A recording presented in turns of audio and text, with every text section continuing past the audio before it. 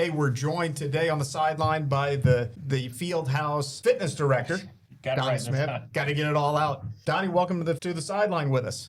You got a special event coming, it sounds like. Yeah, Donnie played football at West Virginia and JMU, and offensive coordinator at Heritage High School.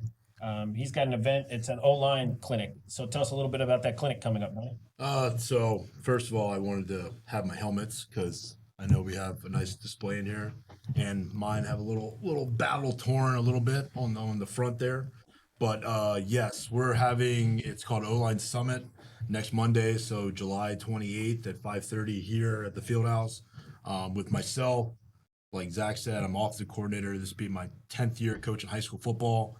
I was offensive coordinator, O-line coach, been at a few schools in the area, and also having Will Montgomery. Will played 10 years in the NFL for a bunch of different teams. Went to Virginia Tech as Scott Thorne's hat. Also played at Centerville, so they're local guy as well. Logan Paulson was a tight end in the NFL as well. I played for the Commanders now. I played for the Commanders, a couple different teams, and me and Logan, actually Logan came here looking to train. And me and him just hit it off. We were just two meathead football players, talk about lifting, talk about football, just kind of sparked it off. And, we have tried to do this, and, those two guys have busy schedules. I have a busy schedule, just trying to figure it all out. But, having that here, we're going to, right now, on Monday, we're going to have food. Of course, offensive linemen, you got to eat. We got to have food. We're going to have, we did something previously, and it's the rough kind of sketch we'll go over run blocking, we'll go over pass protection. Then we'll do kind of breakout sessions with, up on the turf space. We have the big TV here, and we'll go over some stuff, go over some technique. We'll watch some film because with Logan being a media guy, he has access to every play in the NFL. You can watch any player, any game, any team, and then we'll watch some film, we'll eat, we'll go over some stuff. And the other thing I'm going to have as well is having, a lot of guys playing in college at multiple levels, get some insight from those guys. So kind of what should you prepare for, what should you be ready for as you get to the next level and, any level, D3, D2, D1, having kids at Penn State, having kids at Christopher Newport, and everywhere in between, just to kind of better prepare the guys. Go ahead. I got a question for you, Donnie. What is your target age for this event? I mean, what age would you expect to come to your event? Really, anybody. I mean, I have a solid group of like 7th, 8th, 9th graders right now, so that I train. So all the local little league teams with DYS out here, CLYFL in Leesburg, Lower Loudon, which I played in 1,000 years ago in Loudon. Okay. Invite those guys because, they look up to the high school seniors. They look up to, I know one kid I have, he's coming in, he plays D3 football. So getting to have a better understanding and really, to show those guys, it's attainable to play in the NFL. Which talking to Will, talking to Logan, I didn't play in the NFL, but I played at a high level, really anybody. And it's going to be skills and, it's not going to be crazy, technique work or different pass rush stuff like, you see in the NFL.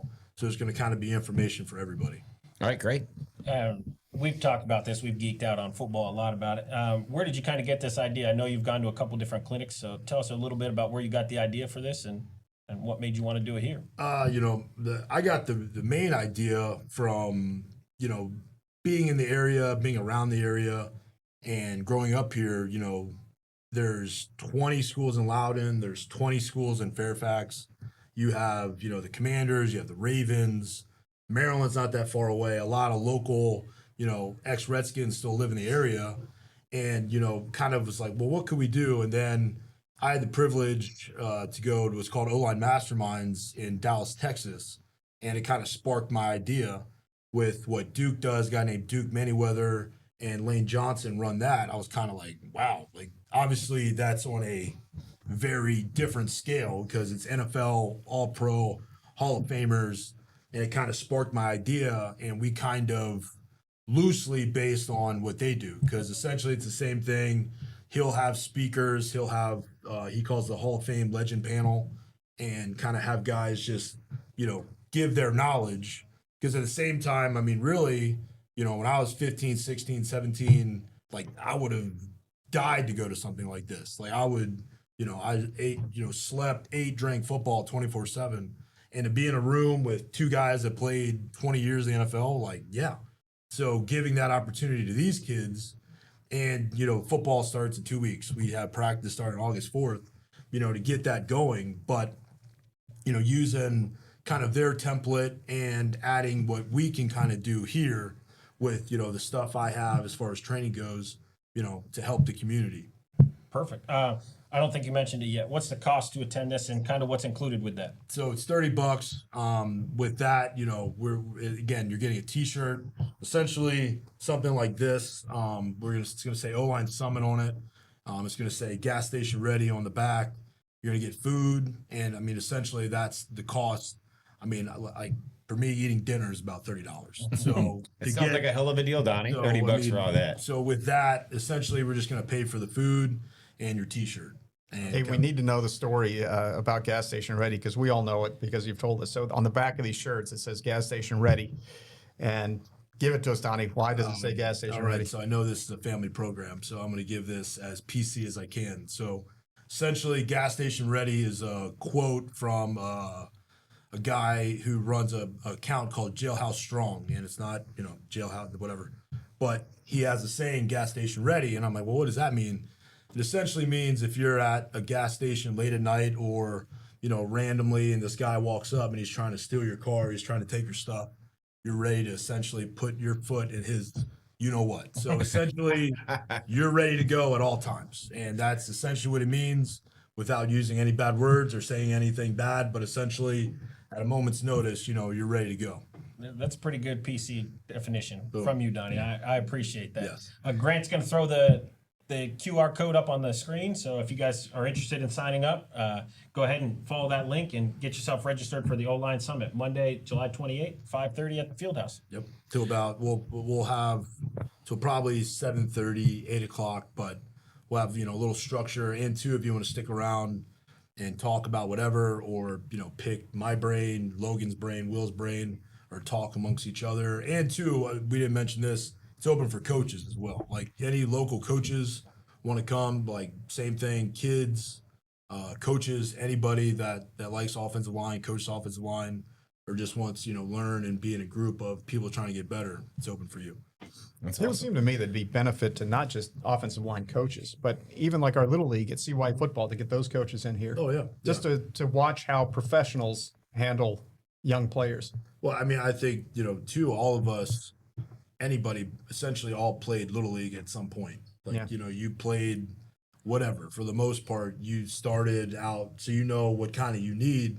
And two, I mean, we've kind of had discussions with, you still have to learn the basics. Like a lot of times with the smaller leagues, they try to do all this crazy stuff. And even sometimes as a high school coach, you look at college. Well, you don't have college athletes, you have high school athletes. Little league coaches have little league players. So what, can you do to prepare them for high school? What can we as high school coaches, trainers, prepare them for college? You're a college athlete. What do you have to do to be prepared for the NFL? And it's kind of all along. And two, you always learn something. You're whatever you do, you're always learning. And you can learn something from the way someone looks at it or the way they change any little technique, any little detail will benefit not only you as a coach, but benefit your players, which is why we coach. Yeah. That's awesome, Donnie. It sounds like a great event. While we got you here, I got another question for you. I got a couple questions for you. Right. Let's talk about high school football a little bit while we got you here locally. All right, let's go. All right, you said it starts in 2 weeks. How's Heritage going to be this year? What's your thought? What's your take? I think we have three, I've been saying to this our players the last few weeks, because 7-on-7 season, if you have an idea, it goes from 7-on-7 mid-spring to you get to do organized summer workouts, and now it's kind of the calm before the storm. And I've been telling our guys, we have 4 good receivers. We have 2 really good running backs who were returning between those 2 guys 2,400 yards rushing between 2 Wow. players. And we have 3 really good offensive linemen coming back. So I think we have a good group. And at the end of the day, you got to go to work and you got to figure it out. So I feel really good. This is my 3rd season at Heritage. Last year was my first year as offensive coordinator. My best friend's our head football coach. We played together at Parkview, again, 100 years ago. And, our head coach coaches with us, which is cool. So, kind of the lineage. But, at the end of the day, we have a team camp this weekend at Shepherd University. So we get to bang it around a little bit and we'll have a better idea. But as a coach, finishing last year, I thought we got a lot better as the season went on. And, at the end of the day, you just got to go out there and you got to do it. But it's tough. I mean, Loudoun County is a tough county. There's, like I said, 1 million schools. So you get pulled in so many different directions compared to when I played. There was 5 high schools in Loudoun. And I mean, our district, you had to go to Fauquier, Sharando was part of our district. Where now you tell people that, like, what? Because there's you leave here. You can drive from here just to Heritage. You go by Champ, Freedom, Independence, Tuscarora, well, not Tuscarora, but counties right over there, Heritage. Just driving, down Loudoun County Parkway, down 50. So and there's a lot of good schools, a lot of good coaches that have been in the county for a long time. A lot of guys have stepped down or retired. So it'll be interesting. And 2, there's 1 million little leagues now. Again, we have CYA, obviously. We have all these different little leagues where when I was a kid, there was Lower Loudoun and AYFL popped up, in the early, I think in the 2000s when I was already, getting ready for high school. But Another question. That's good intel there. I know you have your pulse on kind of like you've just been talking about the local high school football scene. I don't know. I'm not looking for a whole lot of feedback, but why don't you give me your predictions on some teams that are going to be good locally this year in high school football, both in Fairfax and Loudoun County? Madison always has a really good team. I know Oakton, they had a pretty good year last year. Obviously, Westfield's always been a dominant team. I don't know as much. I train primarily Loudoun and Arlington, Alexandria. I feel like I train a lot of the Yorktown kids, and I feel like Yorktown will have a good team again. WNL, I trained the picture I have in the wall of a kid named Elijah Hughes who played WNL, trained his brother, all their offensive linemen. They've been here all summer. Last year, they were undefeated until they lost to Madison in the regional championship, I believe, and they were up 21-0, lost to Madison. And so I feel like they'll be good. Loudoun County, John Champ always has a really good team. I'm sure everyone's excited. They're going to Division 5. I trained 2 kids that are going to be freshmen there. They're always a good team for us. Loudoun County, is good. We have to beat them. That's the team we need to beat. We have to beat Tuscarora. Tuscarora, is always a predominantly very good team. Then Briarwoods. Briarwoods just went to state championship. They graduated a lot, but they have a new head coach who I coach with, DeAndre Burnett. We'll see. 2 who had, as I know, a lot of guys graduated a lot of schools. So 2 on the younger players. It's time to step up. Time to do what you got to do. It's time. See what they're doing, and yeah, that's kind of what. Hopefully, Heritage. Yeah. I don't want to be tap my own back or stand and bump my chest like a gorilla, but we should be good, and we should go from there.